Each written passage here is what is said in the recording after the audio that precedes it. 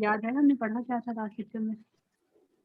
Ma'am आपने कोई class activity ma'am Yes, wrist ma'am, की hand- इंजरीज hand पड़ी bones थी, वाला। कोलेज Injuries फ्रैक्चर पड़ी और थी, इस hand तरह की। मैम आपने एक्टिविटी दी? जी मैंने एक्टिविटी दी थी, वो मैं at the end of the lecture जो है वो चेक करूँगी आप लोगों की कि किसने इसको ड्रॉ किया और किसने नहीं किया। इसके अलावा मैंने आप लोगों को रिस्ट इंजरीज के बारे में पढ़ाया था। Yes, ये ma'am. हमारी Yes, ma'am.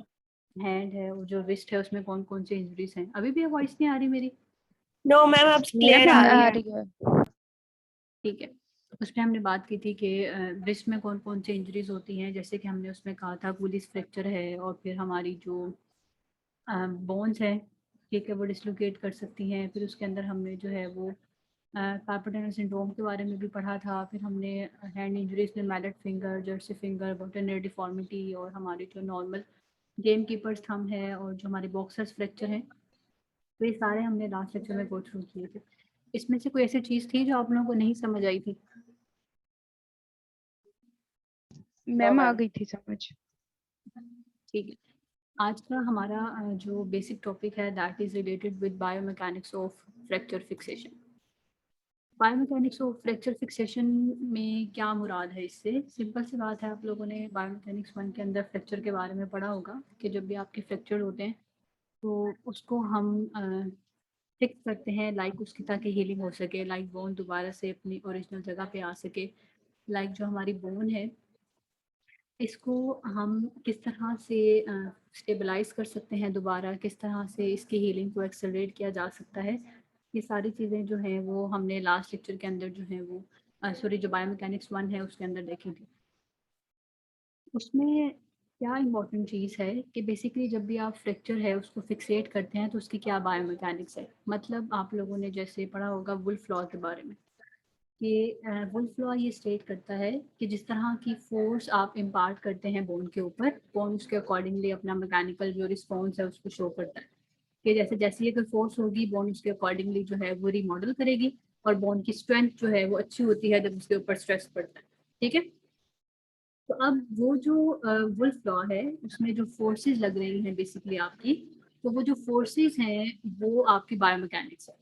ठीक है कि जब आप फ्रैक्चर को फिक्सेट करते हैं तो वो जो आपने फिक्सेटिंग डिवाइस लगाई है, जैसे स्क्रू लगाते हैं, जैसे हम नीडल्स लगाते हैं, जैसे हम प्लेट्स लगाते हैं, तो वो जो आपने फिक्सेटिंग डिवाइस लगाई है बेसिकली, तो वो जो फिक्सेटिंग डिवाइस है वो किस तरह की फोर्स जो है वो इम्पार्ट कर रही है और वो फोर्सेस जो है वो किस तरह से हेल्प आउट करती हैं, या वो फोर्सेस जो है वो क्यों ज़रूरी है। तो ये सारी जो चीज़ें हैं ये हम इंशाल्लाह जो हमारा फ्रैक्चर फिक्सेशन की बायोमैकेनिक्स है उसके अंदर गो थ्रू करेंगे। तो इसके अंदर मल्टीपल कंटेंट्स हैं, लाइक फ्रैक्चर को कैसे स्टेबलाइज किया जा सकता है, कौन कौन से मटेरियल्स हैं जो आप इस्तेमाल करते हैं ताकि आपका जो फ्रैक्चर है उसको स्टेबल किया जा सके। फिर फ्रैक्चर की हीलिंग जो है उसकी क्या क्या स्टेजेस हैं, लाइक आप लोगों ने बायोमैकेनिक्स 1 में पढ़ा होगा कि जब भी फ्रैक्चर होता है तो उसकी मॉडलिंग की और रीमॉडलिंग की फेजेस आती हैं, जिसमें आपका हीमाटोमा फॉर्मेशन है, कैलस फॉर्मेशन है। फिर जो वूवन बोन बन रही है उसने आहिस्ता आहिस्ता हार्ड करना है खुद को, उसने ट्रैबिकुलाई जो बोन है उसमें कन्वर्ट होना है। तो फ्रैक्चर की हीलिंग के क्या क्या फेजेस हैं।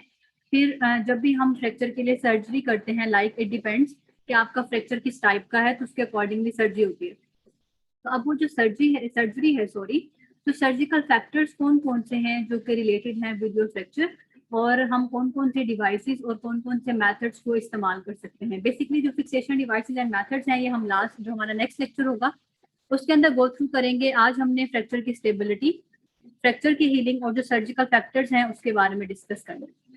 सबसे पहले हम डिस्कस करेंगे what are the common types of fracture. Fracture का आप लोगों ने पढ़ा होगा एक बोन कॉन्टिन्यूटी में है और अगर उसकी कॉन्टिन्यूटी ब्रेक हो जाए, वो बीच में से अलग हो जाए, ठीक है, वो एक कॉन्टिन्यूम के अंदर है और उसके बीच से कॉन्टिन्यूटी ब्रेक हो जाए कि उसका कॉन्टिन्यूम ना रहे बीच में, तो उस तरह की चीज को आप कहते हैं कि बोन फ्रैक्चर हो गई है, टू पार्ट्स में डिवाइड हो गई है या एक दूसरे से अलग हो गई है। तो अब वो जो फ्रैक्चर है उसकी मल्टीपल टाइप्स हैं, लाइक क्लोज्ड जिसको हम सिंपल कहते हैं, लाइक ओपन फ्रैक्चर। पहले हम इन दोनों का डिफरेंस देख लेते हैं।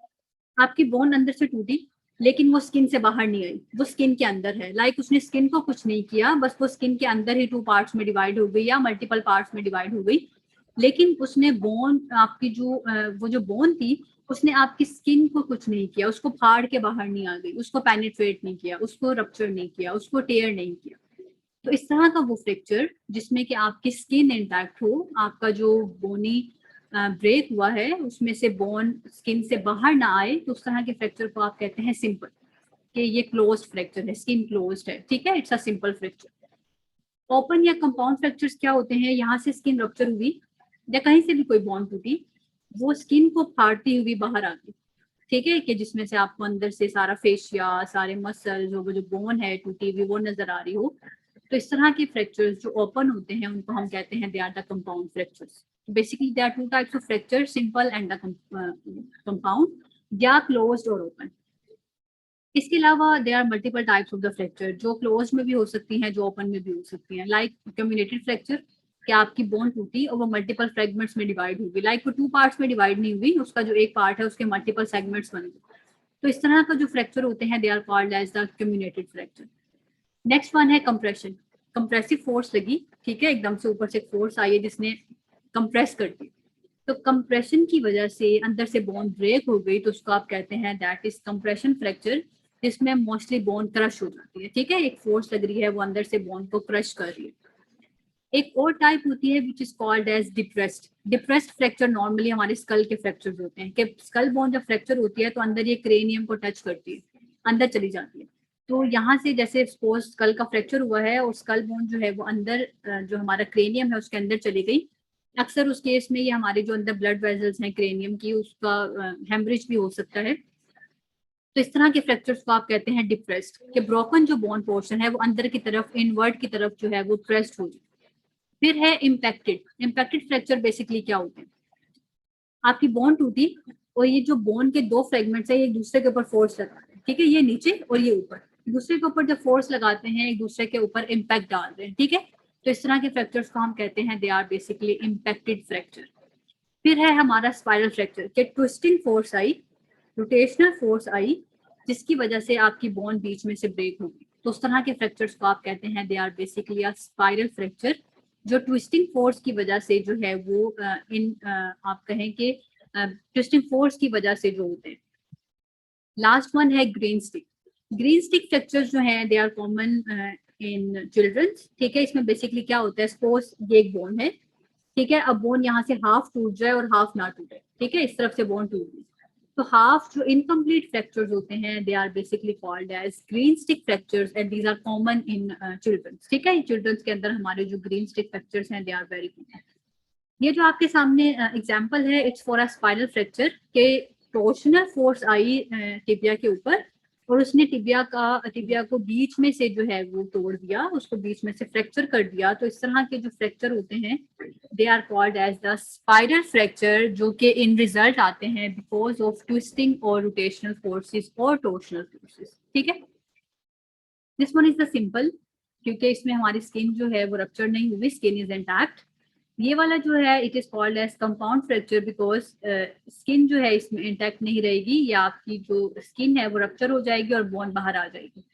This is called as green stick fracture because it's an incomplete fracture, जिसमें से सिर्फ एक साइड, या जिसको हम कहते हैं कन्वेक्स जो साइड होती है आपके बोन की, ठीक है, वहां से बोन जो है वो टूट जाती है, तो इस तरह के फ्रैक्चर्स को हम कहते हैं they are green stick fracture. इसमें आप देखें बोन्स मल्टीपल फ्रेगमेंट्स में डिवाइड हो गई है, तो this is called as comminuted. This one is the impacted fracture, जिसमें जो बोन के जो बोनी पार्टनर्स जो हैं या जो बोन के पार्ट्स हैं वो एक दूसरे के ऊपर फोर्स डाल रहे हैं, तो this is called as impacted fracture. तो these are the multiple types of fracture. ये इम्पैक्टेड फ्रैक्चर है जिसमें आपकी जो बोन्स हैं, ठीक है, वर्टिकल फोर्स जो है, ये आपकी जो दोनों बोन्स हैं के पार्ट्स हैं, proximal and the distal one, इनको एक दूसरे की तरफ रीइंफोर्स कर रही है, एक दूसरे के ऊपर ये फोर्स लगा रहे हैं। ये डिप्रेस फ्रैक्चर है जो स्कल के अंदर होता है, कि स्कल की अगर बोन का फ्रैक्चर हो जाए तो आपका जो सेगमेंट ऑफ द बोन है वो अंदर क्रेनियम की तरफ जो है वो डिप्रेस्ड हो जाती है, ठीक है, तो ये हमारे जो है वो डिप्रेस्ड फ्रैक्चर जो है वो कहलाते हैं। Open, closed, compression fracture, stress fracture, avulsion. Avulsion में आप लोगों ने पढ़ा है कि आपके जो टेंडन्स हैं वो आपकी जो पार्ट ऑफ द बोन है या चिप ऑफ द बोन है या स्मॉलर पार्टिकल्स हैं बोन के, उनको बोन से उखाड़ के जो है वो दूर ले जाती है, तो इस तरह के फ्रैक्चर्स को आप कहते हैं एवल्जन फ्रैक्चर। और इस तरह की बोन फ्रेगमेंट्स को आप कहते हैं एवल्स्ड बोन, ठीक है, कि बोन वहां से एवल्स्ड हो गई है। ग्रीन स्टिक फ्रैक्चर है, ठीक है, ये आपका जो है वो कम्युनिकेटेड फ्रैक्चर है, और this one is your impacted fracture के दोनों एक दूसरे के ऊपर जो है वो इम्पैक्ट डाल रहे हैं। तो ये आपकी डिफरेंट टाइप्स हैं फ्रैक्चर। ओपन है ये, आप क्लियरली देख सकते हैं अंदर की सारी स्किन, फेशिया, ये जो बोन का पार्ट है और ये जो मसल्स हैं, ठीक है, ये सारे आपको क्लियरली शोन हो रहे हैं। यहाँ पे स्किन रप्चर नहीं हुई, स्वेलिंग और इन्फ्लेमेशन तो है फ्रैक्चर की वजह से, लेकिन स्किन इंटैक्ट है। This one is the close और सिंपलर फ्रैक्चर। यहाँ तक सबको बात समझ आ गई? Excuse me ma'am. Yes ma'am. Ma'am compression वाली और जो है ना डिप्रेस, मैम इसमें डिफरेंस क्या है मैम इन दोनों फैक्टर में? कंप्रेशन फ्रैक्चर कंप्रेसिव फोर्सेस की वजह से आपकी बोन क्रश हो गई। डिप्रेस्ड में बोनी पार्टिकल टूटने के बाद अंदर की तरफ चला जाए,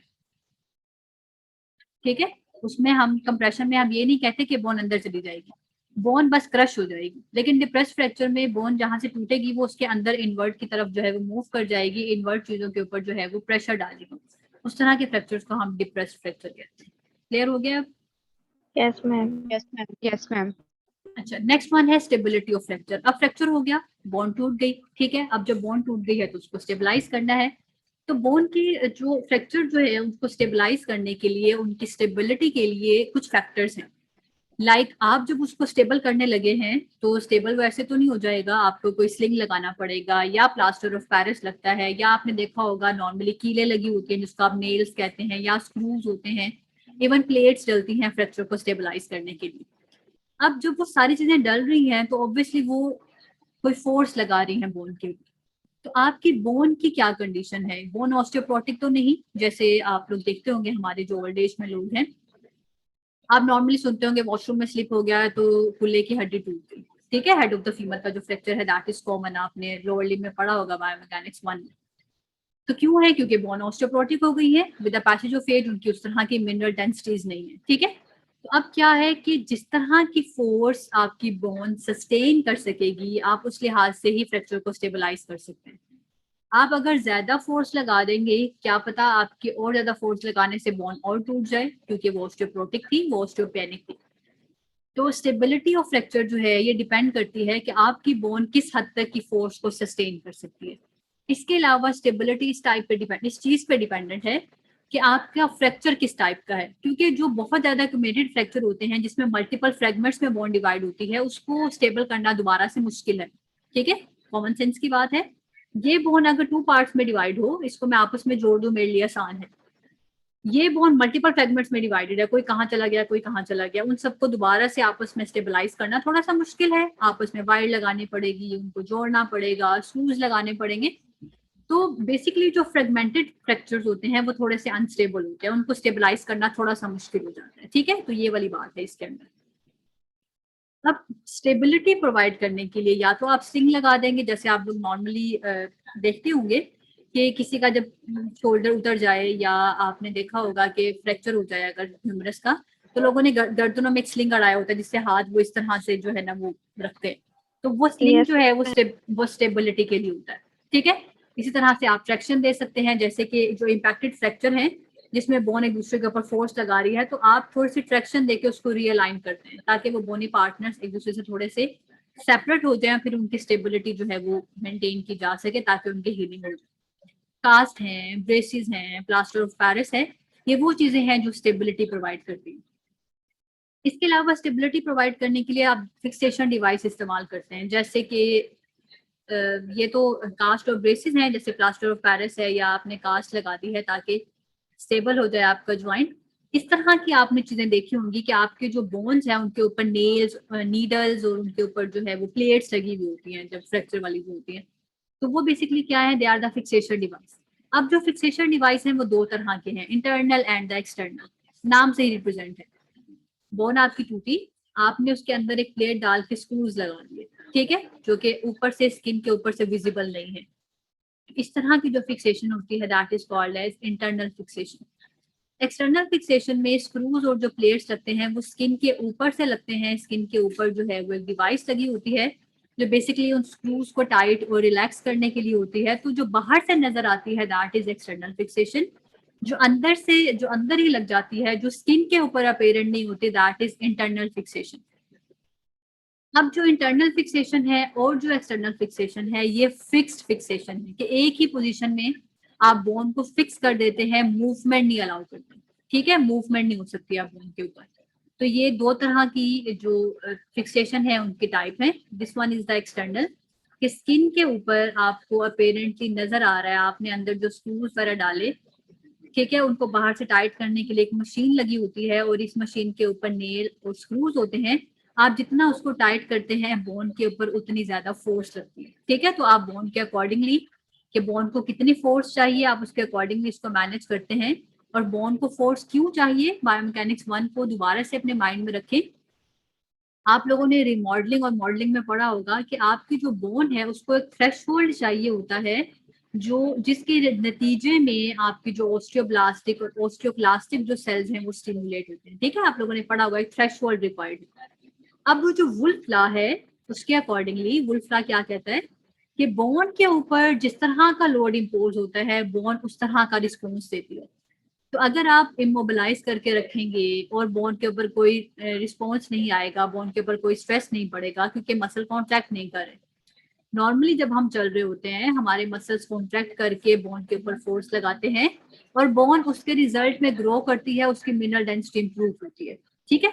अब क्या है, जब आप इमोबिलाइज आपने कर लिया खुद को, आप मूव नहीं कर रहे, तो मसल्स कॉन्ट्रैक्ट नहीं करेंगे, ठीक है, क्योंकि मसल्स तो तभी कॉन्ट्रैक्ट करते हैं जब आप मूव करते हैं, एक्टिव कॉन्ट्रैक्शन जिसको हम कहते हैं। अब मसल्स कॉन्ट्रैक्ट नहीं कर रहे, तो मसल्स ने जब कॉन्ट्रैक्ट नहीं किया तो मसल्स की कॉन्ट्रैक्शन ना होने की वजह से बोन के ऊपर कोई लोड नहीं आता। जब बोन के ऊपर लोड नहीं आएगा तो बोन की डेंसिटी नहीं इंप्रूव होगी, ठीक है। तो इस वजह से ये जो स्क्रूज हैं, ये जो प्लेट्स हैं, ये बोन के ऊपर एक फोर्स को इम्पार्ट करती हैं उतनी जितनी बोन बर्दाश्त कर सके। उसके अकॉर्डिंगली इस फोर्स के नतीजे में ऑस्टियोब्लास्टिक सेल स्टिमुलेट होते हैं, वो बोन को दोबारा से फॉर्म करते हैं। फिर रिमॉडलिंग की फेज आती है जिसमें ऑस्टियोक्लास्टिक सेल्स आते हैं, एक्स्ट्रा बोन को रिमूव कर देते हैं और बोन दोबारा से अपनी ओरिजिनल स्टेट के अंदर आ जाती है। यहाँ तक क्लियर है सब कुछ? मैम ये रिपीट कर दें एक बार। ये हम आगे भी दोबारा से आएगी ये चीज ना, ये सिर्फ आपको यहाँ पे कॉन्सेप्ट देने के लिए है कि ये जो बोन के ऊपर आपके स्क्रूज और जो आपके नेल्स लगे हैं ये बोन के ऊपर फोर्स को इम्पार्ट करते हैं। बोन के ऊपर जब फोर्स इम्पार्ट होती है तो वुल्फ लॉ के अकॉर्डिंगली जब जिस तरह की फोर्स बोन के ऊपर लगेगी बोन उस तरह का रिस्पॉन्स शो करेगी। तो जब बोन के ऊपर ये फोर्स लगती है तो आपके जो ऑस्टियोब्लास्टिक सेल्स हैं वो स्टिमुलेट होते हैं। ऑस्टियोब्लास्टिक सेल्स जब स्टिमुलेट होते हैं तो वो आपकी बोन को फॉर्म करते हैं। बोन फॉर्मेशन जब हो जाती है तो दोबारा से रिमॉडलिंग के लिए आपके ऑस्टियोक्लास्टिक सेल्स आते हैं ताकि वो आपके जो क्या कहते हैं ये क्या कहते हैं, जो बीच में चैट के क्वेश्चन आते हैं ना वो मुझे बिल्कुल ही डाइवर्ट कर देते हैं। अच्छा, अब ये जो जिस तरह की फोर्स लगती है, ये जो फोर्स आपके ऊपर आ रही है, ये बेसिकली फिर ऑस्टियोक्लास्टिक सेल्स आते हैं। ऑस्टियोक्लास्टिक सेल्स एक्स्ट्रा जो बोन है उसको रिजॉल्व कर देते हैं और जब एक्स्ट्रा बोन को रिजॉल्व करते हैं तो बोन अपनी दोबारा से ओरिजिनल स्टेट के अंदर आ जाती है, ठीक है। ये डिपेंड करता है इंटरनल फिक्सेशन होगी या एक्सटर्नल फिक्सेशन होगी अकॉर्डिंग टू द कंडीशन। जो लॉन्ग बोन्स होती हैं या इस तरह की जो बोन्स हैं जो बिल्कुल आपका जैसे कम्यूटेड फ्रैक्चर है, मल्टीपल फ्रैगमेंट्स हैं, तो आपको ओपन करके जो है वो उनको फिक्सेट करना पड़ेगा, ठीक है। या आपकी जो लार्जर बोन्स हैं, ठीक है, उसके केस में आपको जैसे एक्सटर्नल जो फिक्सेशन है डिवाइसेस हैं वो लगाने पड़ते हैं। तो कंडीशन के अकॉर्डिंगली है, या वो जैसे इस तरह के फ्रैक्चर्स हैं जो ओपन फ्रैक्चर हैं जिसमें सारा कुछ रप्चर हो गया स्किन का, तो उनमें मोस्टली हम जो एक्सटर्नल जो डिवाइसेस हैं उस तरह के प्रेफर करते हैं, ठीक है। अच्छा, ये हमारी जो है एक्सटर्नल फिक्सेशन है। स्क्रूज जो है वो हमने प्लेस किए हैं बोन के ऊपर भी और नीचे भी। जहां से बोन फ्रैक्चर होती है तो उसके अबव और बिलो का जो एरिया है उसको हमने सारी जगह पे स्क्रू लगाने होते हैं ताकि हम उसको फिक्सेट कर सकें, ठीक है। तो screws are placed into the bone above and below the fracture, और फिर हम स्क्रूज के साथ एक डिवाइस को अटैच करते हैं और जहां से हम इस डिवाइस को या जो स्क्रूज हैं इनको हम लूज करें या टाइट करें, इस तरह करके हम बोन को दोबारा से रीअलाइन कर देते हैं, ठीक है। कि इनको हमने टाइट किया तो बोन दोबारा से रीअलाइन हो जाएगी और ये जो टाइट करना किया है हमने ये बोन के ऊपर एक फोर्स लगाएंगी जिसके रिजल्ट में बोन की जो हीलिंग है वो स्टार्ट हो जाएगी, ठीक है। किसी भी लॉन्ग बोन को स्टेबलाइज करने के लिए हम प्लेट डाल देते हैं अंदर और स्क्रूज लगा देते हैं ताकि हमारी जो लॉन्ग बोन्स हैं वो स्टेबलाइज हो सके। लॉन्ग बोन्स कौन कौन सी हैं? फीमर है, ह्यूमरस है, टिबिया है, फिबुला है, रेडियस है, अल्ना है। ये सारी लॉन्ग बोन्स हैं हमारी बॉडी की। तो इनको स्टेबलाइज करने के लिए हम प्लेट और जो स्क्रूज हैं उनका इस्तेमाल करते हैं। अब ये रिजिड फिक्सेशन है, इसके लिए क्या कंट्रोवर्सीज हैं? वही बायोमैकेनिक्स 1 की बात हमने पढ़ा था कि जब आप लाइट से मूवमेंट करते रहते हैं तो वो एक थ्रेशोल्ड को इनिशिएट करती है। वो जो लाइट मूवमेंट्स हैं वो थ्रेशोल्ड इनिशिएट करती हैं, जिसके रिजल्ट में हीलिंग एक्सेलरेट होती है, जिसके रिजल्ट में हमारा जो ऑस्टियोब्लास्टिक सेल्स हैं वो और ज्यादा स्टिमुलेट होते हैं। क्योंकि अब हमने रोड्स लगा के बिल्कुल ही फिक्स कर दिया है, अब मोशन पॉसिबल नहीं है। तो चूंकि माइक्रो मोशन जो है वो हीलिंग को एड करती है, तो ये कहा जाता है कि रिजिड फिक्सेशन में हीलिंग जो है वो डिलेड होती है, क्योंकि इसके अंदर माइक्रो मोशन जो है वो नहीं होती। नेक्स्ट वन है स्टेप्स ऑफ हीलिंग, कि जब आपका फ्रैक्चर हो गया है तो उसके बाद क्या स्टेप्स है। नॉर्मली जब इंजरी होती है या फ्रैक्चर होता है तो सबसे पहले हीमाटोमा बनता है। हीमाटोमा बेसिकली क्या है? आपका फ्रैक्चर हुआ, फ्रैक्चर जहां से हुआ उसने इर्द गिर्द की जो ब्लड वेजल्स हैं उसको रप्चर कर दिया, वहां से जब ब्लड वेजल्स टूटी तो वहां से ब्लड निकला। अब जब ब्लड वहां पे हो गया है तो आपका जो कोगुलेशन कास्केड है, आप लोगों ने पढ़ा होगा फिजियोलॉजी में भी कि आपके मल्टीपल क्लॉटिंग फैक्टर्स हैं, कि जब भी आपका ब्लड निकलता है तो क्लॉटिंग फैक्टर्स की वजह से ब्लड जो है वो क्लॉट हो जाता है, जम जाता है।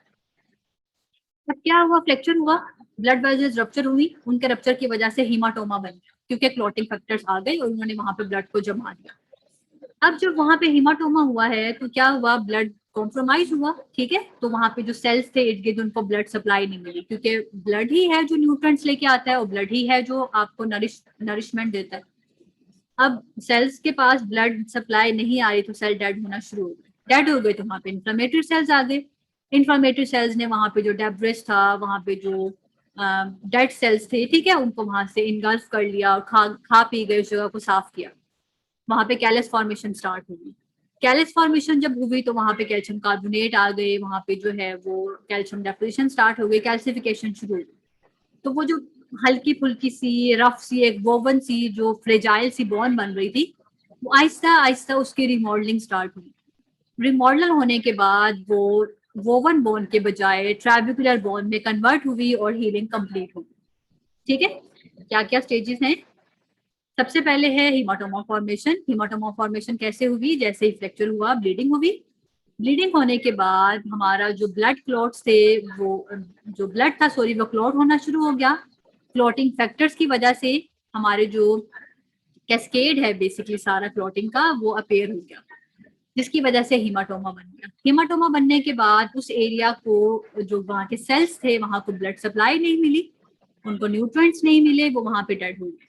जब वो डेड हो गए हैं तो उस एरिया में स्वेलिंग हो गई, पेनफुल और इन्फ्लेमेशन स्टार्ट हो गई। ठीक है, इन्फ्लेमेशन हुई तो इन्फ्लेमेशन स्टार्ट रही, 2 वीक्स गुजर गए। 2 वीक्स के बाद अब वहां पे बोन आहिस्ता आहिस्ता जुड़ना शुरू हो गई, कैलस फॉर्मेशन शुरू हो गई। ठीक है, कार्बन CaCO3 जो है कैल्शियम कार्बोनेट वो वहां पे डेपोजिशन स्टार्ट हो गई। अब वो जो डेपोजिशन है वो आप एक्सरेज में भी देख सकते हैं कि आहिस्ता आहिस्ता ऑसिफिकेशन जो है बोन की वो स्टार्ट हो गई है। ठीक है, अब बोन जो है वो थोड़ी बेहतर हो गई है, अब वो स्ट्रेस ले सकती है थोड़ा सा। बोनी कैलस जो है उसमें एंडोकॉन्डियल ऑसिफिकेशन स्टार्ट हो गई, वहां पे बोनी कैलस बन गया। 2 वीक से 2 मंथ्स तक के टाइम चला। ठीक है, बोनी कैलस पहले वुवन बोन थी, आहिस्ता आहिस्ता वो ट्राबिकुलर बोन में कन्वर्ट हुई और वो जो बोन की रिमॉडलिंग है उसमें ऑस्टियोप्लास्टिक सेल्स आए। एक्स्ट्रा जो ऑस्टियोप्लास्टिक सेल्स ने बोन बना ली थी उनको उन्होंने रिजॉर्ब कर दिया, उनको उन्होंने खा लिया और इस तरह से हमारी जो कॉम्पैक्ट बोन है वो इन रिजल्ट आ गई। तो ये हमारी जो फ्रैक्चर है उसकी हीलिंग हुई। और ये जो रिमॉडलिंग की फेज है ये अप टू 7 years तक चलती है। ठीक है, 7 years के बाद आपकी जो बोन है वो ओरिजिनल हालत में आ जाती है, उन लोगों में जो बिल्कुल भी एक्सरसाइज नहीं करते। हाँ, अगर फ्रैक्चर के बाद आप स्ट्रेंथ एक्सरसाइजेस गाइड करें, दोबारा से पेशेंट जो है वो अपनी स्ट्रेंथ कराए मसल्स की, और मसल्स जब कॉन्ट्रैक्ट करते हैं तो वो फोर्स लगाते हैं बोन पे, और जब बोन पे फोर्स लगती है तो ऑस्टियोब्लास्टिक सेल्स आते हैं और बोन की मिनरल डेंसिटीज जो है वो इम्प्रूव होती है। तो अगर आप क्या कहते हैं एक्सरसाइज कराएंगे स्ट्रेंथनिंग की, तो उसकी वजह से जो पेशेंट है उसकी जो बोन की कंडीशन है वो इम्प्रूव हो जाएगी। ठीक है, अब इसके बाद है Wolff law. Wolff law basically ये स्टेट करता है कि बोन के ऊपर जिस तरह का स्ट्रेस इम्पोज किया जाए बोन उस लिहाज से खुद को मॉडल कर लेती है। ठीक है, उसके लिए अकॉर्डिंगली खुद को अडेप्ट कर लेते हैं। जैसे आपके सराउंडिंग में जैसा इन्वायरमेंट हो, आप उसको देख के रंग बदलते हैं। जैसे खरबूजा खरबूजा को देख के रंग बदलता है, ठीक है, कहा जाता है। आपकी जैसे सर्कल हो, जैसे आपके फ्रेंड्स हो, a man is known by the company he keeps, तो आप वैसे ही हो जाते हैं। तो बॉन्ड के ऊपर भी आप जिस तरह का स्ट्रेस डालते हैं, वो उस तरह का अपने जो जिस तरह का स्ट्रेस है वो उसके अकॉर्डिंगली जो है वो खुद को चेंज कर लेता है, ठीक है। इसी तरह से जब अपने मसल्स के ऊपर आप काम करते हैं तो मसल्स बोन के ऊपर फोर्स लगाते हैं, बोन इन रिस्पॉन्स खुद को रिमॉडल कर लेती है और स्ट्रॉन्गर हो जाती है। अगर आप मसल्स को यूज नहीं करेंगे तो मसल्स जब इस्तेमाल नहीं होंगे तो वो बोन के ऊपर फोर्स नहीं लगाएंगे, बोन के ऊपर जब फोर्स नहीं लगेगी तो बोन वीक हो जाएगी, ठीक है। इसी तरह से यही रीजन है कि हमारे जो ओल्ड एज के लोग हैं वो ज्यादा मूव नहीं करते। जब वो ज्यादा मूव नहीं करते तो उनकी बोन फ्रेजाइल है, वो गिरते हैं और बोन टूट जाती है। इसी तरह से हम ओल्ड एज की बात क्यों करें, अपनी बात करते हैं।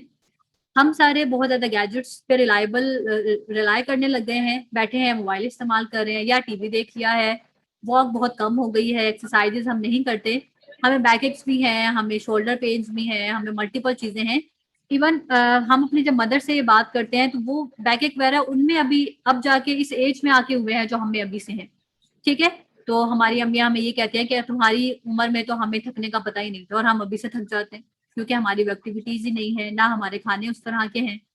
तो फिजिकल एक्टिविटी से बहुत फर्क पड़ता है। आप जितना ज्यादा मूव करते हैं आपके मसल्स उतनी ज्यादा फोर्स इम्पार्ट करते हैं आपकी बोन्स पे, और बोन्स फिर उतनी ही ज्यादा ग्रो करती है।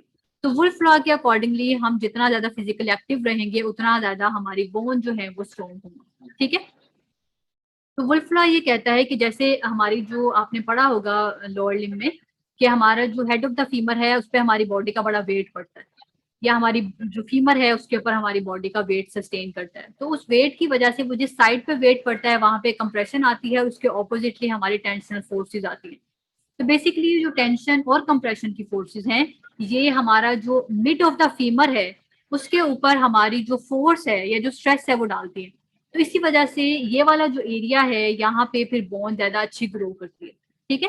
कि tension and compression cycle create a small electrical potential that stimulate bond deposition and increase density at the point of stress, ठीक है। पॉइंट ऑफ स्ट्रेस के ऊपर आपकी जो डेंसिटी है वो और ज्यादा बढ़ जाती है according to the Wolff law. Wolff law क्या कहता है, जिस तरह की फोर्स लगेंगी उसी तरह की जो स्ट्रेंथ है वो इम्प्रूव होती है। तो रिमॉडलिंग में यही है, आपके जो स्क्रूज लगे हुए हैं, वो जो नेल्स लगे हुए हैं, वो आपके रिमॉडलिंग में वुल्फ लॉ के अकॉर्डिंगली आपकी जो स्ट्रेंथ है उसको इम्प्रूव करते हैं। Remodeling of the woven bone is dependent on the mechanical forces applied to it, Wolff law के accordingly, ठीक है। Fracture healing is complete when there is repopulation of the medullary canal. Bone के different parts हैं, आपने पढ़ा होगा, उसकी medullary canal है, Haversian cycle है। तो ये वाली जो सारी चीजें हैं ये आपने बायोमैकेनिक्स 1 में पढ़ी थी। तो फ्रैक्चर तब कंप्लीट होता है उसकी हीलिंग जब उसकी मेडलरी कैनाल जो है वो कंप्लीटली एस्टेब्लिश हो जाए। ये सारी वही चीज है जो हमने पीछे पढ़ ली, हिमाटोमा फॉर्मेशन होती है, inflammation, callus formation, granulation tissue है और फिर रिमॉडलिंग है। तो इसमें कोई ऐसी बात नहीं है जो आपने पीछे नहीं पढ़ी।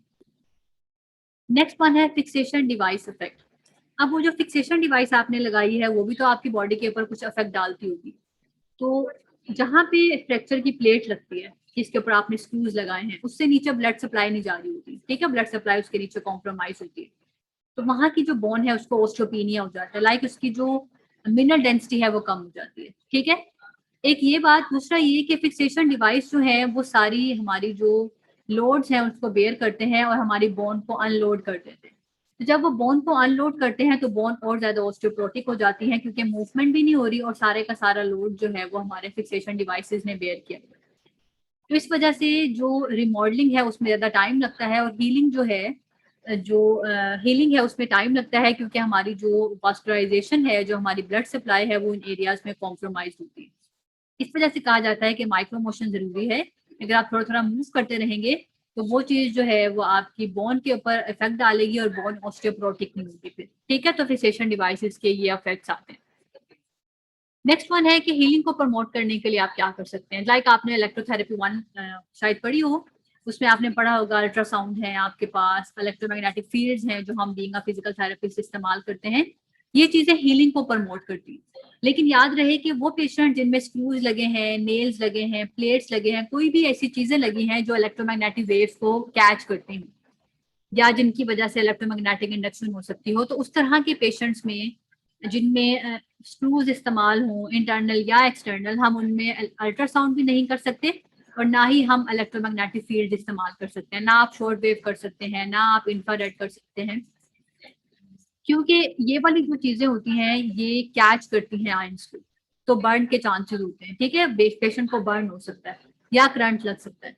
तो आपके स्लिंग किसने लगाया हुआ है या प्लास्टर ऑफ पेरिस लगाया है, तो उन पेशेंट्स में आप अल्ट्रासाउंड या इलेक्ट्रोमैग्नेटिक फील्ड इस्तेमाल कर सकते हैं, क्योंकि ये वाली जो चीजें हैं ये प्रेशर वेव जनरेट करती हैं। और फिर वुल्फ लॉ के अकॉर्डिंगली वो जो प्रेशर वेव्स हैं वो आपकी बोन को स्टिमुलेट करती हैं और बोन जो है वो फिर दोबारा से उसकी रिमॉडलिंग स्टार्ट हो जाती है, क्योंकि जैसा स्ट्रेस बोन के ऊपर इम्पोज होता है उसके अकॉर्डिंगली बोन खुद को रिमॉडल करती है। ठीक है, ये बात समझ आ गई सबको कि अल्ट्रासाउंड जो है बेसिकली वो प्रेशर वेव जनरेट करते हैं और वो जो फोर्स है ये बोन के ऊपर जब लगती है तो बोन की हीलिंग स्टार्ट हो जाती है, क्योंकि बोन उसी डायरेक्शन में खुद को रिमॉडल करती है जिस डायरेक्शन में उसके ऊपर फोर्स लग रही होती है। यहाँ तक क्लियर है सबको? Yes Yes, ma'am. ma'am. Ma'am Yes, osteoporosis और ओस्टियोपीनिया में मेन फर्क क्या है? बेटा आप लोगों को नहीं पता ये? मैम ओस्टियोपोरोसिस ये होगा कि बोन की जो स्ट्रेंथ होगी वो कम हो जाएगी, और ओस्टियोपीनिया जो होगा मिनरल डेंसिटी कम हो जाएगी, ये फर्क है ना? ऑस्टियोपीनिया होता है डिक्रीज मिनरल डेंसिटी और ऑस्टियोपोरोसिस होता है इस कदर decrease mineral density which leads towards fracture.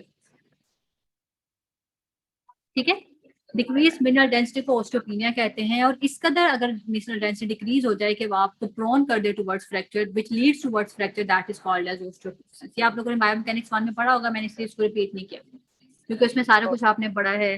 वो जो साइकिल है आपका एथलीट्स का साइकिल जो होता है, ठीक है, मेरे जहन से नाम निकल गया, जिसमें 3 आपके मेन फैक्टर्स हैं। मैम ट्राइड, एथलीट ट्राइड, जी यस एथलीट मैम। ट्राइड। ठीक है, उसमें आपने पढ़ा होगा। उसके अलावा बायो इसमें सारा कुछ ऑस्टियोपोरोसिस क्या है, ऑस्टियोपीनिया क्या है, आप कैसे उसको कर सकते हैं, विटामिन डी डेफिशिएंसी हो जाए, एस्ट्रोजन की रिप्लेसमेंट हुई है, ये सारी चीजें बायोमैकेनिक्स 1 का पार्ट है। अच्छा, Yes, ये वाली ma'am. जो है ये सर्जिकल फैक्टर्स जो है, this is the last slide of today's lecture. Surgical factors क्या है? अब आप सर्जरी कर रहे हैं, ठीक है, क्योंकि हम तो नहीं करते, ये ऑर्थोपेडिशियंस करते हैं। जैसे फ्रैक्चर हुआ तो उसके बाद उन्होंने इंटरनल फिक्सेशन लगानी है या एक्सटर्नल लगानी है, किस तरह से करना है। हमारे पास फ्रैक्चर के बाद पेशेंट आते हैं, ठीक है, कि हमने अब उसकी रिहैब करनी है। तो सर्जिकल फैक्टर्स में मल्टीपल चीजें हैं जो एक सर्जन ने देखनी होती हैं कि किस तरह की फोर्स की वजह से हमारा फ्रैक्चर हुआ। जैसे बैंडिंग फ्रैक्चर है या टोर्शनल फ्रैक्चर है या टेंशन की वजह से फ्रैक्चर हुआ है, तो किस तरह की फोर्स लगी थी जिसके रिजल्ट में ये फ्रैक्चर हुआ।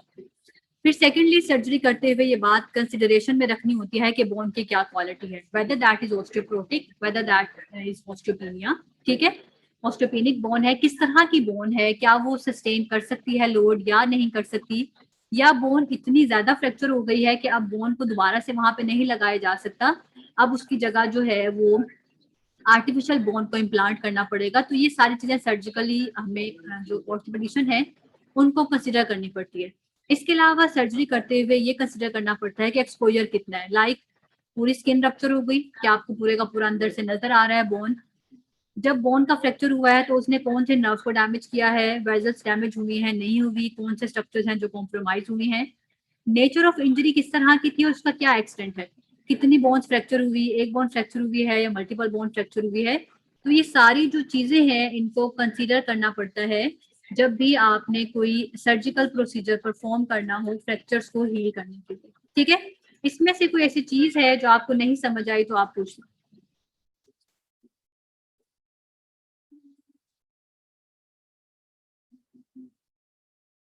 सबको समझ आ गया आज का lecture? Yes ma'am. Yes ma'am. इसमें Yes, कोई ऐसी ma'am. चीज तो नहीं है जो आपको नहीं समझ आई?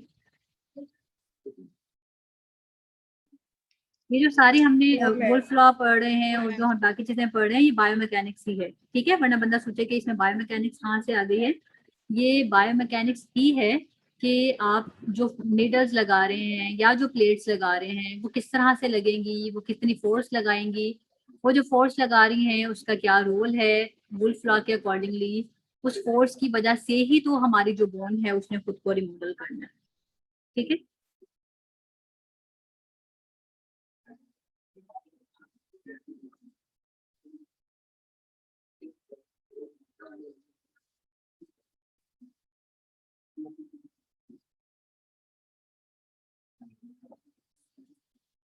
कोई है क्वेश्चन किसी का? No, ma'am. No, ma'am. सबको क्लियर है ये? Yes ma'am. Yes, ma'am. अब 1 बाय 1 जो है वो मैं वीडियो ऑन करवाती हूँ आप लोगों की। आप लोगों ने जो आज की क्लास असाइनमेंट की उसको मुझे दिखाना है, ठीक है? Yes, ma'am. Yes, ma'am.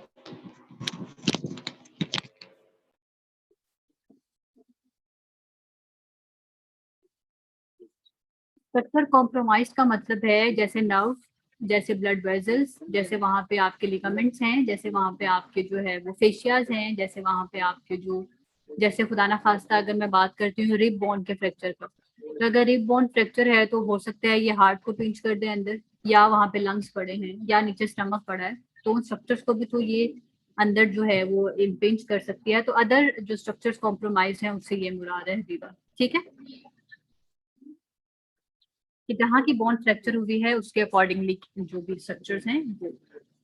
अच्छा, 1 बाय 1 जो है वो मैं इस पे नोट डाउन कर लेती हूँ। अनुषा मलिक।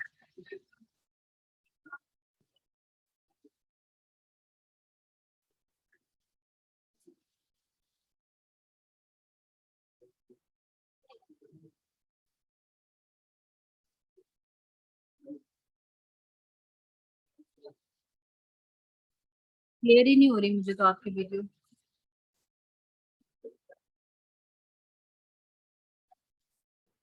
मैम एक मिनट में लाइट ज्यादा।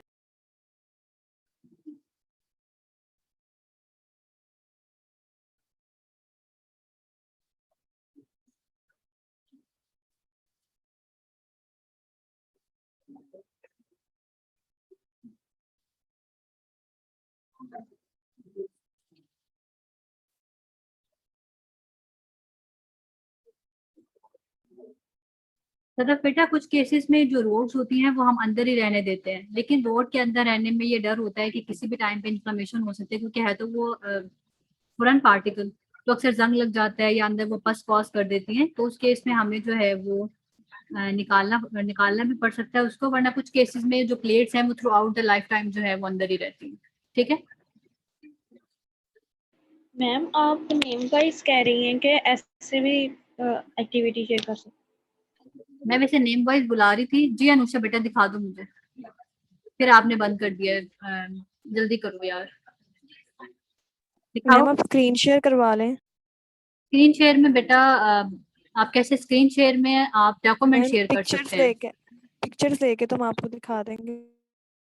कार्पल बोन बहुत ऊपर चली गई है अनुषा बेटा। नहीं मैम, स्क्रीन शेयर में हम बैक कैमरा ऑन कर सकते हैं। ठीक है अनुषा, थैंक यू, आप लीव कर दो। मैम अब मैं शेयर कर दूं? जी मनाहिल।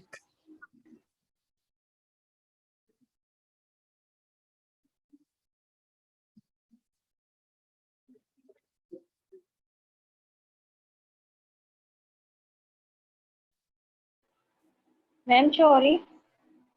नहीं मनाहिल, मुझे तो शो नहीं हो रही बेटा। मैम देखिए अब शो हो रही है। जी हो रही हैं आप। कार्पल बोन्स बिल्कुल डेविएट हो गई हैं अपनी जगह से। मैम वो कितनी देर से बनाया हुआ है ना, तो इस पर ही अब इस तरह हो गया।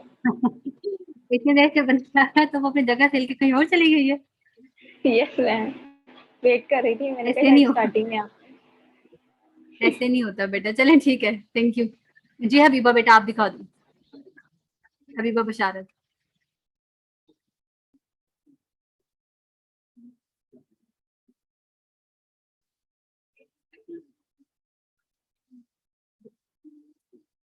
हबीबा बेटा दिखा दो। हरी अब मैं दिखा दूं? जो भी दिखाना चाहता है दिखा।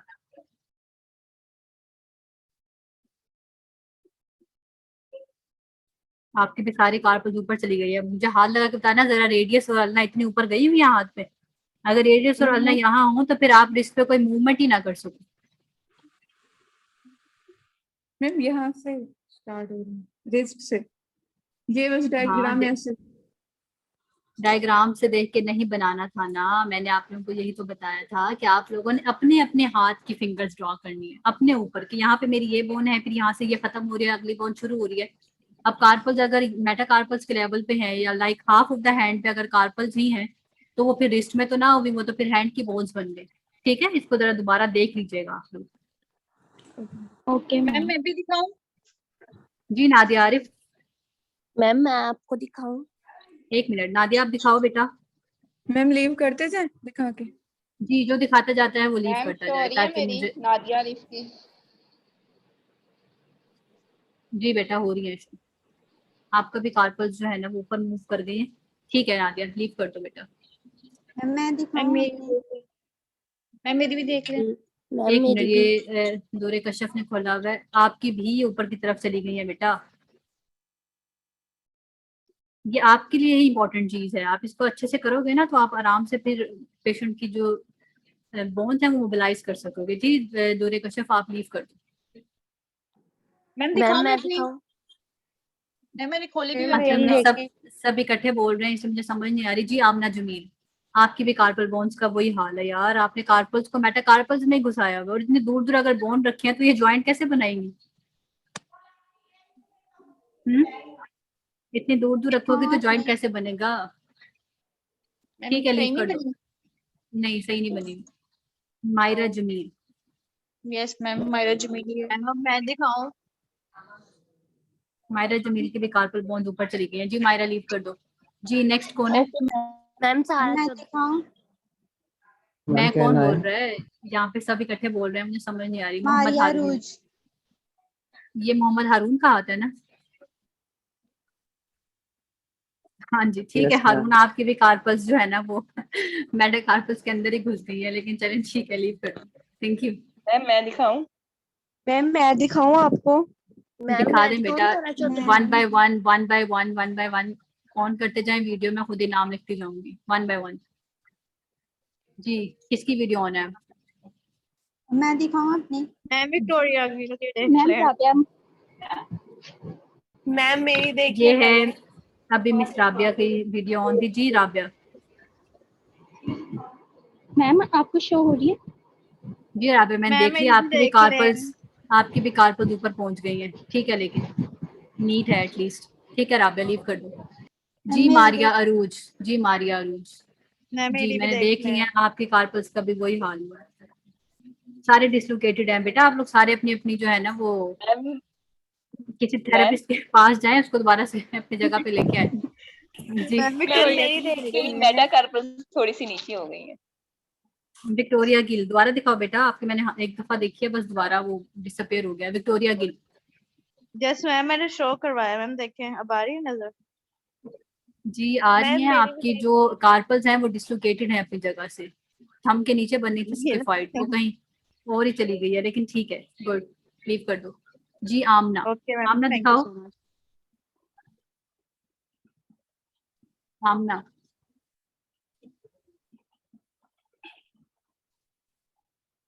अब स्क्रीन पे नहीं आ रही आमना। ठीक है आमना आपकी तो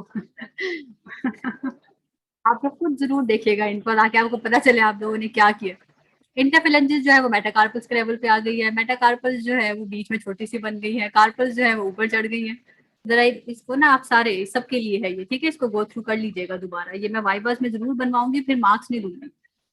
ठीक है आमना बेटा ओके लीव कर मैम। दो। मैम जी मेरी करम देख ले। इद्रीस, मैम अनम दिखाऊं? एक मिनट, करम इद्रीस ने वो ऑन किया। हाय करम क्या किया है ये, कुछ करम कर देना था इनके ऊपर। चलें ठीक है करम लीव कर दो। जी आमना, आमना की तो हो गई है। मैम मैं कौन है? जी आमना मैम अफसर, जवेरिया अफसर। जवेरिया आपने भी यही काम किया बेटा, बीच बीच में कहीं पे जो है ना वो बना दिए। मैम मेरी भी देख ले प्लीज। जवेरिया लीव कर दो। मैम अनम नजीर। सामने मेरे तो सारा खान शो हो रही है, सारा खान अपनी वीडियो ऑन करें। मैम मैम अनम नजीर। मैम आपको नजर आ रही है? जी सारा देख लिया मैंने, आपके भी कार्पल्स ऊपर पहुंच गई है। जी अनम आप दिखाओ। ये मैम। मैम हुई शो? अनम नजीर, नहीं अनम, यस जी मैम। अब हो रही है। जी हो गई है, आपके भी कार्पल्स मेटा कार्पल्स की जगह पे है बेटा, गलत है ये। ठीक है, लीव कर दो। जी नाइला इजाज।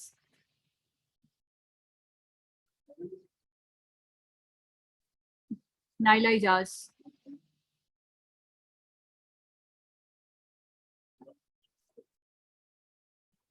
आपकी भी कार्पल्स देखो ना, यहाँ इतनी अच्छी ड्रॉ की हुई है और ऊपर जो है वो कहाँ कार्पल चढ़ा दिए हैं, और पेज पे देखो बड़ी अच्छी ड्रॉ की हुई है। मैम मैं ये लेफ्ट छोटी- हैंडेड हूँ, मैंने राइट हैंड से ड्रॉ किया अपने लेफ्ट हैंड पे, तो इसलिए वो नहीं नहीं, वो तो किया, लेकिन मेटा कार्पल्स की जगह पे आपके सारे कार्पल्स हैं। कार्पल्स नीचे होती हैं जहाँ रिस्ट ज्वाइंट है, आप लोगों ने यस मैम। सबने हैंड में कार्पल्स को पहुंचा दिया है। ठीक है चलो लीव कर दो, थैंक यू। जी दूरे कश्यप, आपका तो हो गया है ना बेटा, पहले ही आपने हैंड रेज किया हुआ है, आपका हो गया, आप लीव कर दो। जिनका हो गया वो लीव कर दे, ताकि मुझे आइडिया हो कितने स्टूडेंट्स रह गए हैं। जी सारा चौधरी।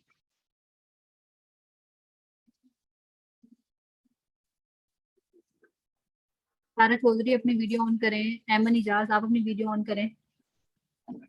इसमें भी दिखाऊं? ये ले मैं। सारा चौधरी,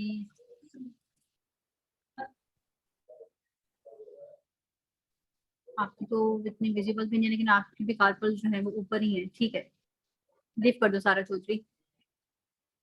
ओके मैम। जी एमन इजाज। हाय अल्लाह, कार्पल्स का क्या हाल किया है।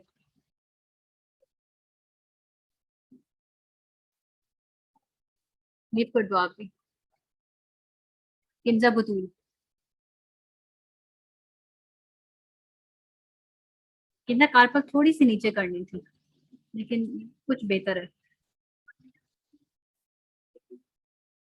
ठीक है किंजा लीव कर दो। जी सिमरन। सिमरन इरफान। सिमरन आपका तो नाम मैं जब यहाँ पे पढ़ती हूँ ना, तो मेरे सामने मेरे ध्यान में डायलॉग ही आ जाता है, जा सिमरन जी ले अपनी जिंदगी। दिखाएं, कार्बन आपके भी ऊपर ही है। ठीक है लीव कर दो।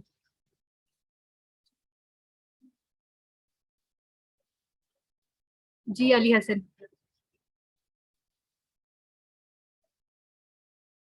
अली हसन।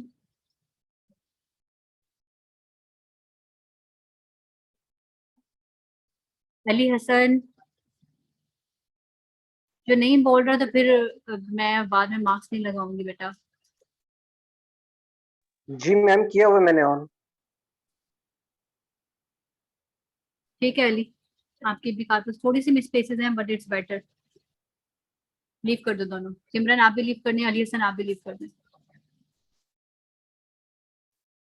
जी हाने आरिफ और लाइबा नजमी।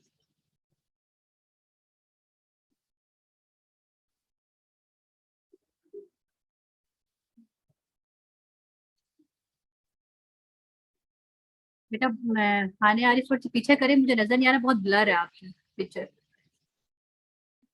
ठीक है पासवर्ड आपकी भी अपनी जगह पे नहीं है। ठीक है लीव कर दो।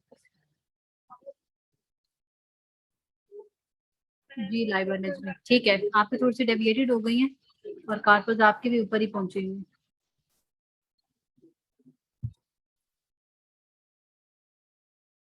ठीक है लाइबा लीव कर दो बेटा। जी माहम। माहम महबूब,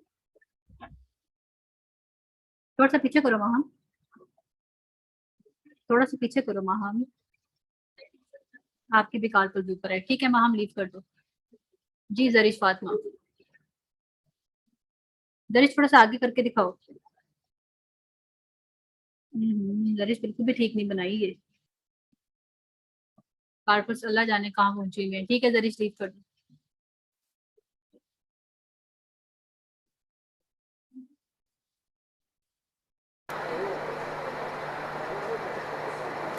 एक मिनट। जी निमरा बिनते फैसल, आपके कार्पल्स भी मेटा कार्पल्स के अंदर हैं। मैम मैं करूँ? निमरा बिनते फैसल लीव कर दो। अच्छा अब कौन रह गया? जी अफसा, अफसा नियाज।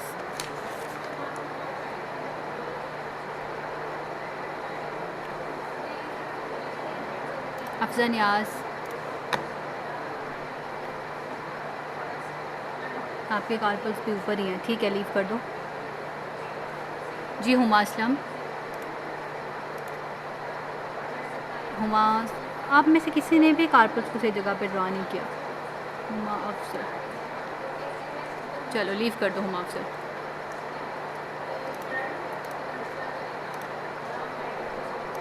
अच्छा, अब है अरूज फातिमा और सदफ अल्ताफ़।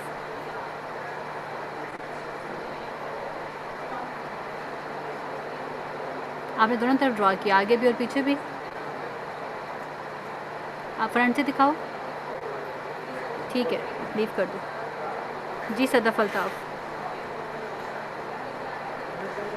अरूज फातिमा लीव कर दें बेटा। जी सैयदा फबीहा,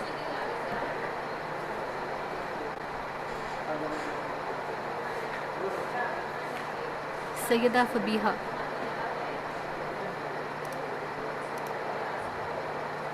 फिर ये आपको शो हो गई सैयदा फबीहा,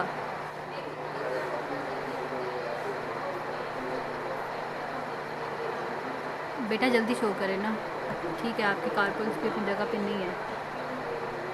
ठीक है सैयदा फबीहा, आप लीव कर दो। सदफ अल्ताफ़ और मुबीना अब्दुल हफीज़।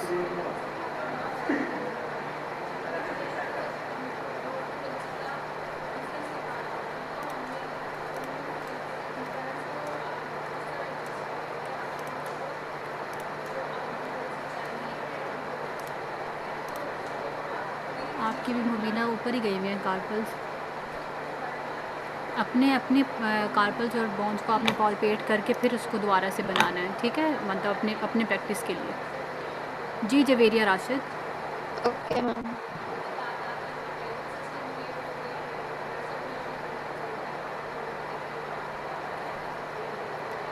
जवेरिया राशिद,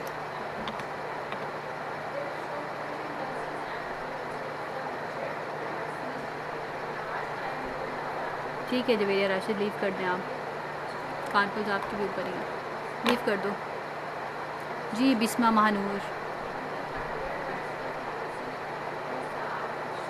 बिस्मा महानूर,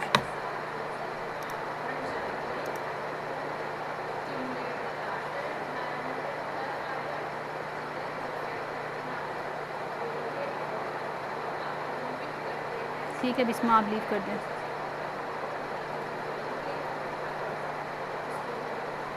जी अमार नासिर,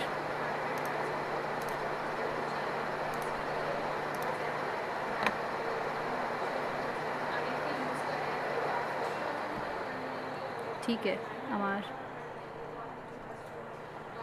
लीव कर दो अमार। एक्सक्यूज मी मिस, जी बेटा। मैम आप मेरी देख रही सदफ अल्ताफ? नहीं बेटा, आपकी तो वीडियो शो ही नहीं हुई थी, मैं 2-3 दफ़ा आपको कॉल किया लेकिन नहीं। चलो मिस मैं आपको शो करवा देती हूँ।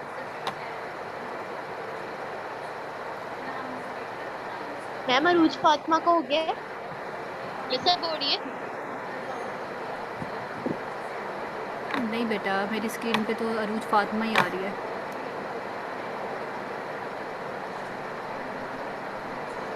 शो करूँ मैम मैं? सदफ आपकी आ नहीं रही बेटा, 1 मिनट रुको, अब दिखाओ। जी आ रही है, अब कार्पल्स आपके भी ऊपर ही हैं, ठीक है। जी सदफ आप लीव कर दें। इसमें जी ना आपसे नाइला, बात करनी है। जी जी बताएं। मिस आपकी स्टूडेंट है मरीम के साथ।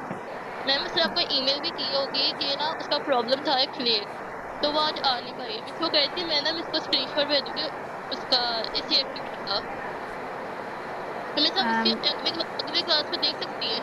उसने आपको ईमेल भी की हुई है। बस ठीक है, ईमेल की हुई है तो मैं देख लूँगी ईमेल से। चलो थैंक यू मिस, अल्लाह हाफिज़। ठीक है, अल्लाह हाफिज़। अच्छा, नाइला खान और नवेरा गफ़ार।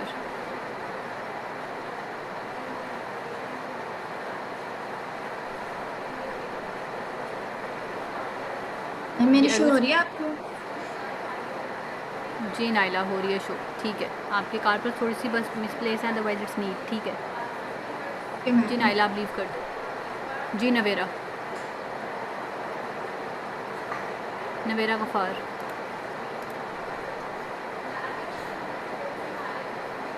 नवेरा हैंड शो नहीं हो रहा बेटा आपका।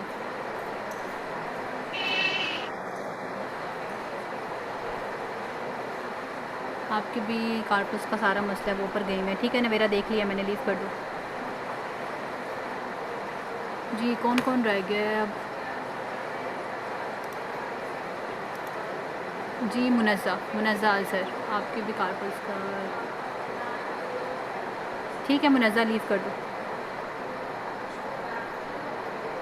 मुनज़्ज़ा लीव कर दो बेटा। जी अरूज फातिमा दोबारा से दिखाएं अपनी। अरूज फातिमा आपका तो देख लिया पहले।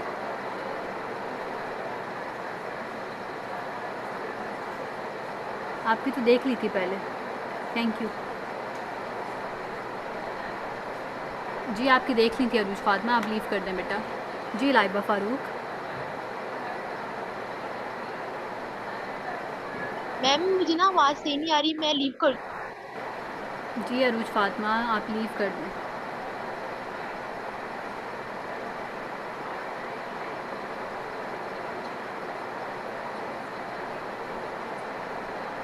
अरूज फातिमा बेटा दिखाएं अपनी, शो करें video, hurry up.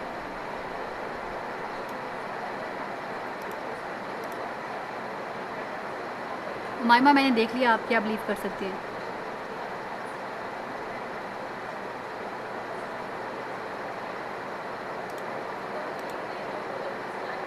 Maheen Ali अपनी वीडियो ऑन करें, हरी अप।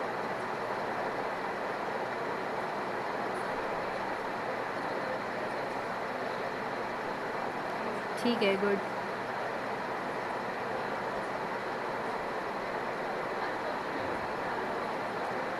और कौन कौन रह गया है? मैम मेरी आई है आपको शो? माहीन अली की मुझे शो हो गई है, आप लीव कर सकती हैं। Okay ma'am.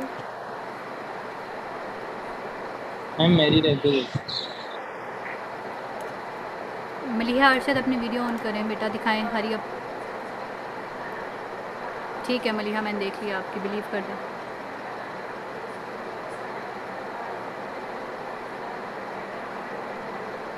समरीन खालिद, समरीन आपका भी उसका ही मसला है कार्पल्स का। ठीक है लीव कर दो समरीन। जी लाइबा फ़ारूक दिखाएं, आपके भी कार्पल्स का ही मसला है। ठीक है मुक़द्दस।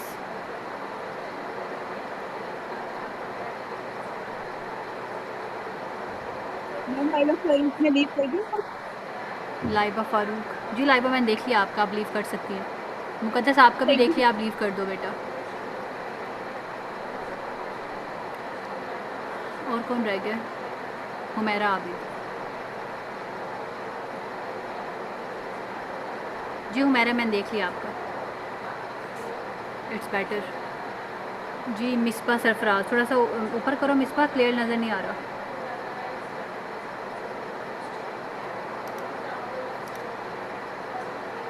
ठीक है मिसबा लीव कर दो। जी रिमशा आप भी लीव कर दें बेटा। अमरीन फातिमा, अमरीन आप भी लीव कर दो। और कौन? अमरीन फातिमा आप लीव कर दो। जी Qudratullah. Okay ma'am.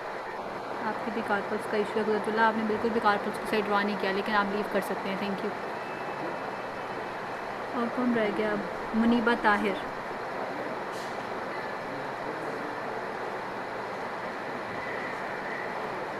Qudratullah kindly leave कर दें बेटा। मुनीबा ताहिर, थोड़ी सी कार्पल्स ऊपर हो गई हैं, अदरवाइज इट्स नीट, लुक अच्छी है इसकी। मुनीबा ताहिर आप भी लीव कर दो। कुदरतुल्लाह आप भी लीव कर दें। और कौन रह गया है? हरम।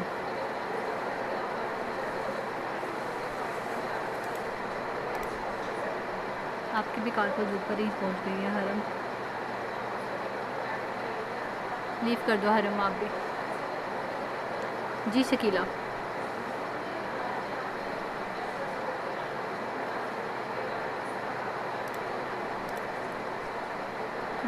बिल्कुल भी नहीं अच्छा ड्रा किया, या तो ये सर से ही वो है ना मगरू ला वाला काम हुआ हुआ है आपकी तरफ से तो।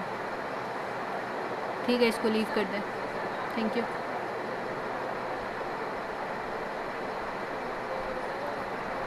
शकीला बेटा लीव कर दो। Thank you. जी चन्ना मुस्कान।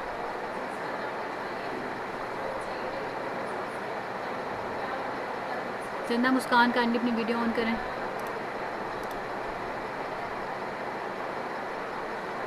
आपकी भी कार्पल्स बोन्स जो है ना वो सही ड्रॉ नहीं हुई। ठीक है, आप लीव कर दो। जी ज़ुबैदा सबीर, जी ज़ुबैदा सबील अपनी वीडियो ऑन करें।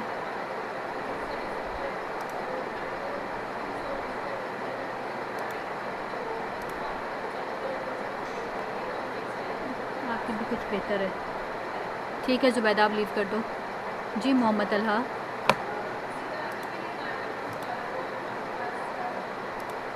मोहम्मद तलहा,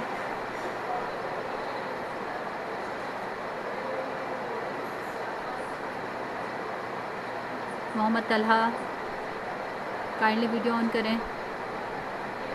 मैम वो कैमरा नहीं ऑन हो रहा। अभी ऑन हुआ था, मैंने आपको देखा है।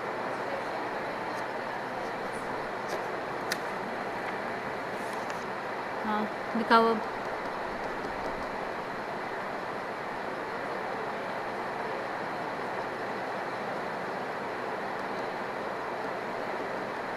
बेटा हरिया, आपके भी कार्पल सारे डेविएटेड ही हैं। ठीक है मोहम्मद तलहा, लीव कर दो। जी मोहम्मद बिलाल, मोहम्मद बिलाल,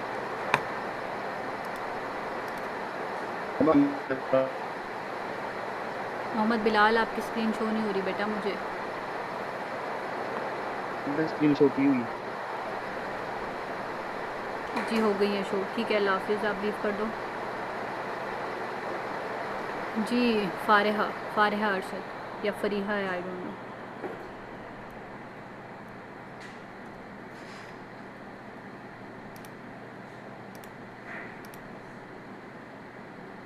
जी ठीक है, इट्स फारिहा और Fariha. Fariha ma'am. Okay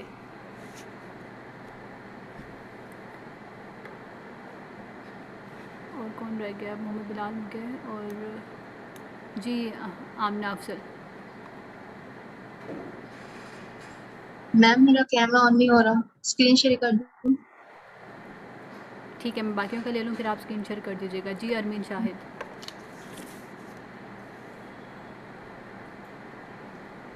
अरमीन Shahid,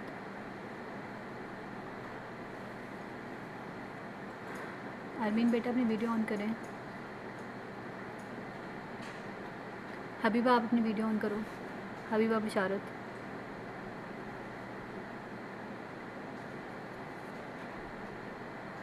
Habiba बेटा अपनी वीडियो ऑन करें। हरिया,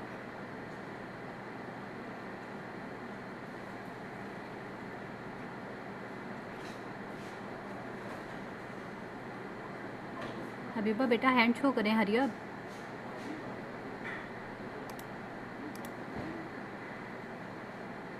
ठीक है, कार्बन अपनी जगह पे नहीं है लेकिन ठीक है, ओके लीव कर दो आप हबीबा। जी मैम। हबीबा लीव कर दो। जी उम्मे अमन,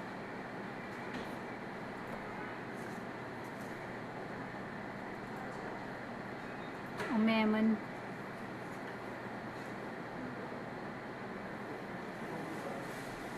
उम्मे अमन काइंडली अपनी वीडियो ऑन करें। Armeen Shahid and Umme Aman.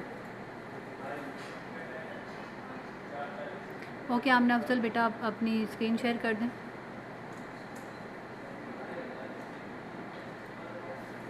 Amna Afzal, ma'am कर रही हूँ, आपकी तरफ से होस्ट आ रहा है, होस्ट से।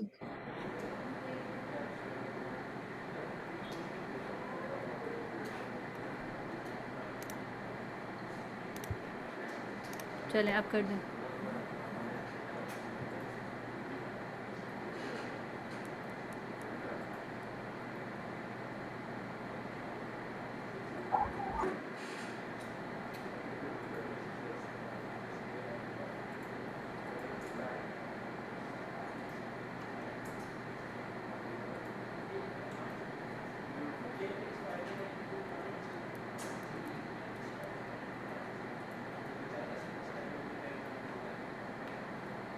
मैम नजर आई? नहीं बेटा नहीं नजर आ रही। मैम लैपटॉप से। मुझे तो सिर्फ स्क्रीन पे ज्वाइन है लाइव जूम डेमो ही आ रहा है और कुछ भी नहीं आ रहा। और आपके कैमरा के ऊपर जो है वो एक लाइन बनी हुई है। आप सिंबल ये करो, तस्वीर बनाओ, मुझे ईमेल कर दो। मैम अब मैं स्टॉप कर दो स्क्रीन शेयर, क्योंकि आपकी तरफ से नहीं आ रही, आपके कैमरे में कोई प्रॉब्लम है। आप स्टॉप करो स्क्रीन शेयर और उसके बाद मुझे तस्वीर बना के ईमेल कर देना, ठीक है? बाकी लोग तो रिस्पॉन्स नहीं दे रहे, तो इस वजह से मैं अब उनका। मैम ईमेल कर दूँ आपको? जी बेटा, मैं यही कह रही हूँ कि आप मुझे ईमेल कर दें। Okay, thank you ma'am.